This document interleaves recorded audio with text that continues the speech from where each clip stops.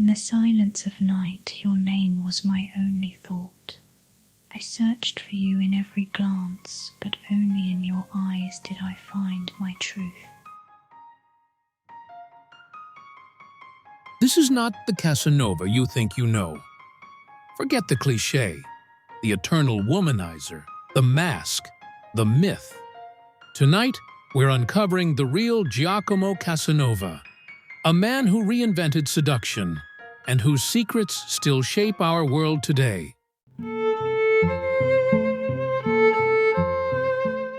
Who was Casanova, really? Born in Venice in 1725, he was a gambler, a priest, a spy, a philosopher, a prisoner, and, yes, a lover. But his true genius wasn't in the number of his conquests. It was in how he understood desire, freedom, and the art of human connection.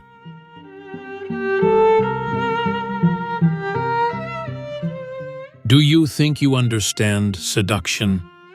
Do you think it's about looks, wealth, or power? Casanova would have looked at you with an ironic smile because he, who was neither handsome nor rich, conquered princesses and countesses, actresses and nuns. How? With the most powerful and underrated weapon, genuine curiosity. When Casanova met Madame de Pompadour, the King of France's mistress, everyone expected him to try to seduce her. Instead, he spent hours discussing art and literature with her. Why? It was her mind that fascinated me, he wrote. Her body belonged to the king, but her thoughts were free to dance with mine. What if I told you that Casanova's greatest seduction had nothing to do with sex? What if it was about curiosity? About others, about life, about himself? He wrote, "To truly seduce, you must first listen. You must make the other feel unique, seen, and desired." Casanova didn't just chase pleasure. He chased stories, secrets, the thrill of discovery.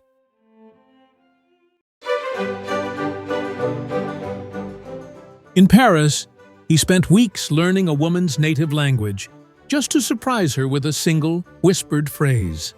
In Vienna, he risked his life to help a friend escape prison, then fell in love with the friend's sister. Every encounter was a new world to explore. Ever wondered why dating apps, with all their options, often leave you feeling empty? Why modern dating feels so mechanical, so devoid of magic? Perhaps it's because we've forgotten what Casanova knew, that each person is a universe of stories, fears, and desires, and that true seduction begins when you're willing to explore that universe without a map.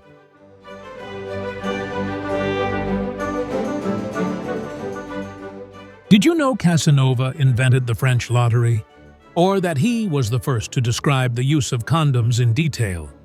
Or that he wrote a science fiction novel about interplanetary travel? His mind was insatiable, always searching for the new, the unexpected, the forbidden. One night in St. Petersburg, a countess asked him, "How many women have you loved?" Casanova replied, "Only one at a time, madam. Only one at a time." This wasn't hypocrisy. It was his truth. Each love for him was unique, unrepeatable, total, even if it lasted just one night.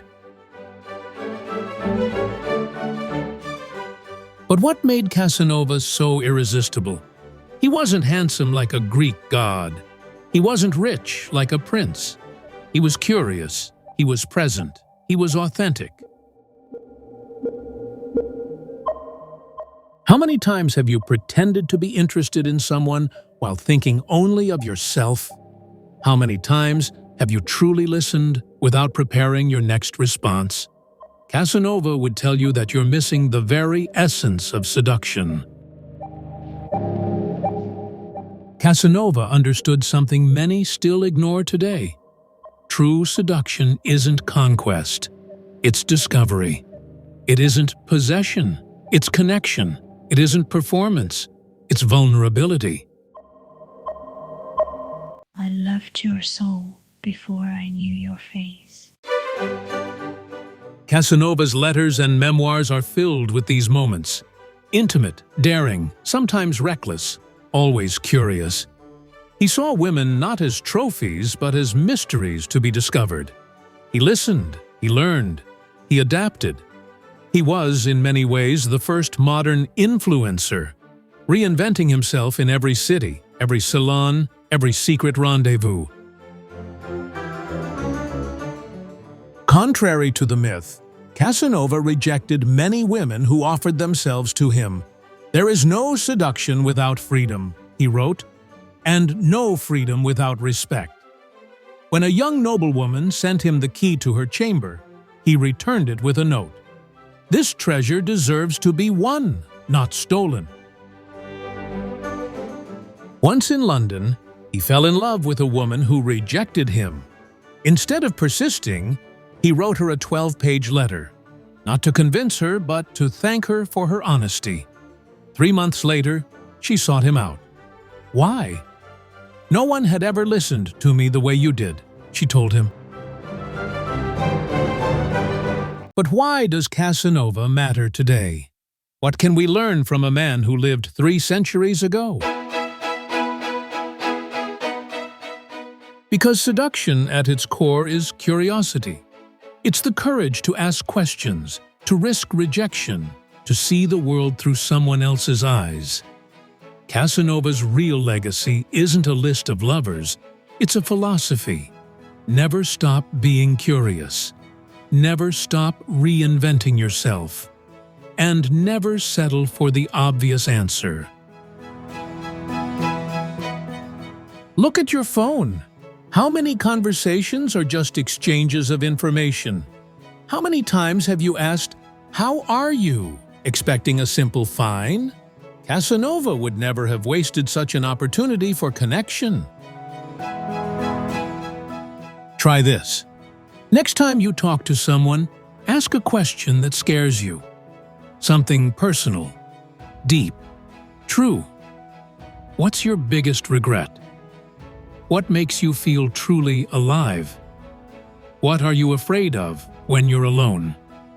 You might discover that true intimacy is born right there, in the unexplored territory of shared vulnerability.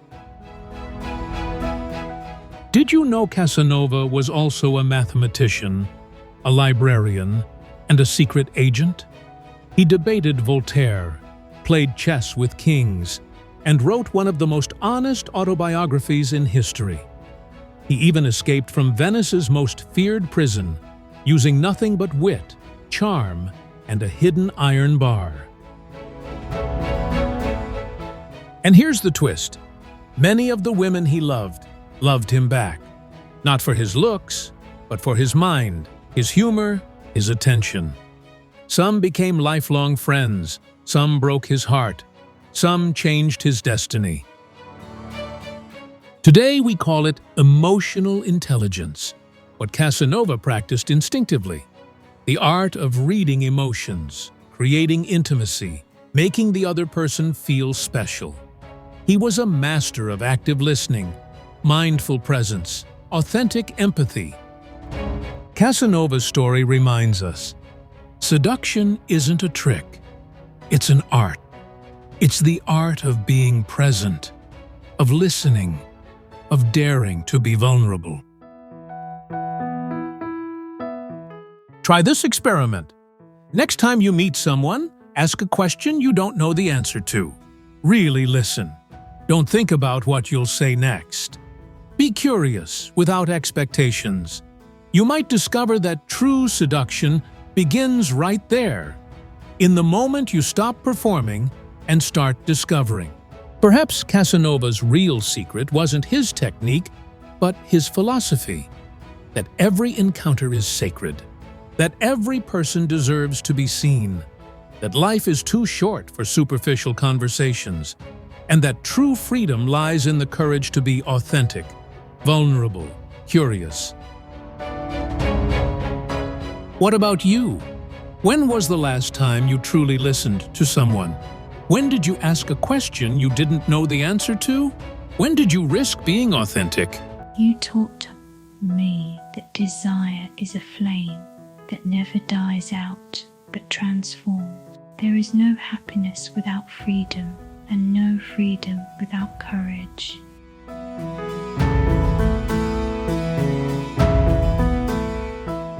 So the next time you hear the name Casanova, remember, his greatest seduction wasn't of others but of life itself. And perhaps, just perhaps, that's the secret we're all still searching for.